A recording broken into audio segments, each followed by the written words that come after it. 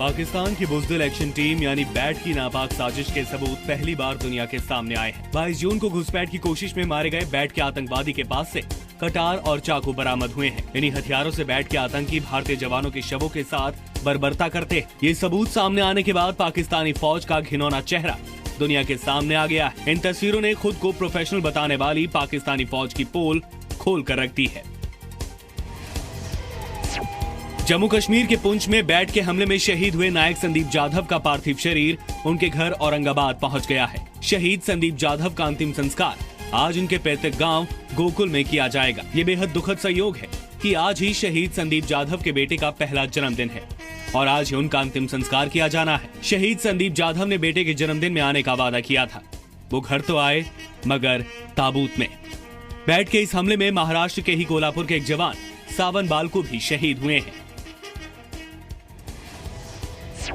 अपनी जमीन पर आतंकी कैंप चलाने वाले पाकिस्तान को एक बार फिर लताड़ मिली है।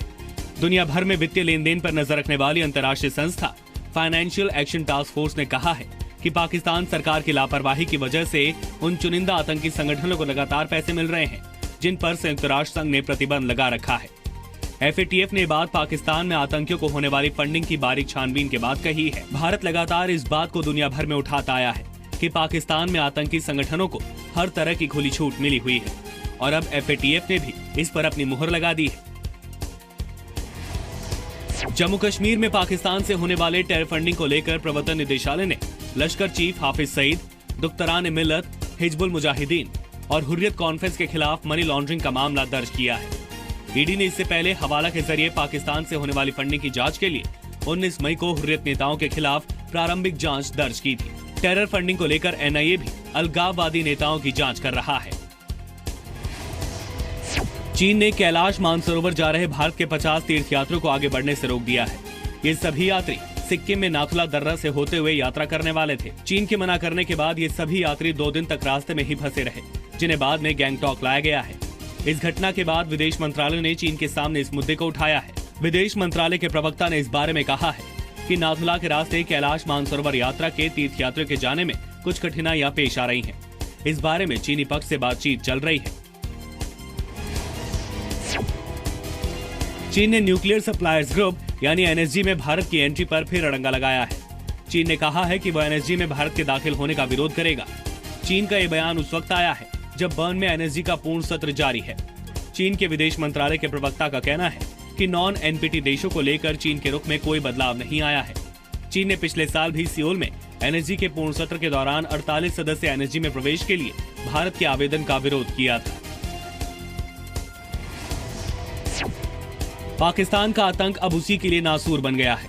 पाकिस्तान में कल हुए 3 अलग अलग धमाकों में 42 लोगों की मौत हो गई है और 100 से ज्यादा लोग घायल हुए हैं। पहला आत्मघाती बम धमाका क्वेटा के गुलिस्तान रोड इलाके में हुआ। इसके अलावा 2 धमाके पाकिस्तान के केंद्र शासित आदिवासी इलाके कुर्रम एजेंसी के पार चिनार इलाके में हुए। ये शिया बहुल इलाका माना जाता है और हमला ऐसे वक्त किया गया जब ईद की तैयारियों को लेकर बाजार में काफी चहल पहल थी। अभी तक किसी भी आतंकी संगठन ने हमले की जिम्मेदारी नहीं ली है। अब पासपोर्ट अंग्रेजी के अलावा हिंदी भाषा में भी जारी होंगे। विदेश मंत्री सुषमा स्वराज ने कहा है कि अब पासपोर्ट पर छपने वाली जानकारी हिंदी और अंग्रेजी दोनों भाषाओं में होगी। अब तत्काल पासपोर्ट बनवाने के लिए आप सिर्फ राशन कार्ड को पहचान पत्र के रूप में दे सकते हैं। इससे ग्रामीण इलाकों में रहने वाले लोगों को मदद मिलेगी। सुषमा ने कहा कि सरकार का लक्ष्य पासपोर्ट बनाने की प्रक्रिया को ज्यादा से ज्यादा आसान करना है। पूरे देश में 50 किलोमीटर से ज्यादा दूर किसी भी नागरिक को न जाना पड़े, ये लक्ष्य रख करके हम मैपिंग करवा रहे हैं और तीसरे चौथे चरण में हम वो सारे के सारे पासपोर्ट सेवा केंद्र खोल देंगे जो 50 किलोमीटर के बीच में आते हैं।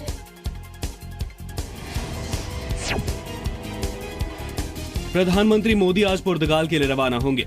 सबसे पहले वो पुर्तगाल के प्रधानमंत्री से मुलाकात करेंगे। दिन भर अलग अलग कार्यक्रम के बाद PM मोदी आज ही पुर्तगाल से अमेरिका रवाना हो जाएंगे। PM मोदी 25 और 26 जून को अमेरिका में रहेंगे। 26 जून को PM मोदी की राष्ट्रपति ट्रंप से पहली मुलाकात होगी।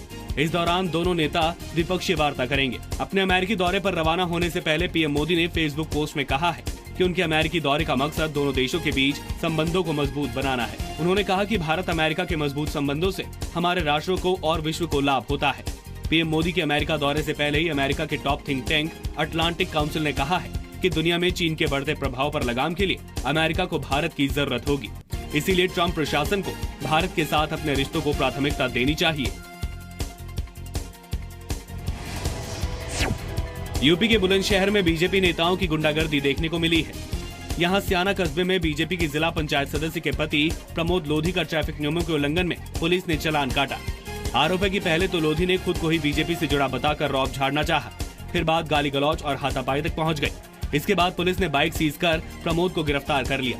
इसके बाद जब प्रमोद को कोर्ट में पेश करने के लिए ले जाया गया तो वहां बड़ी संख्या में बीजेपी नेता के समर्थक इकट्ठा हो गए और पुलिस के खिलाफ नारेबाजी करने लगे। इस दौरान पीपीएस अधिकारी और सियाना की सर्कल ऑफिसर श्रेष्ठा शर्मा से उनकी जमकर तकरार हुई।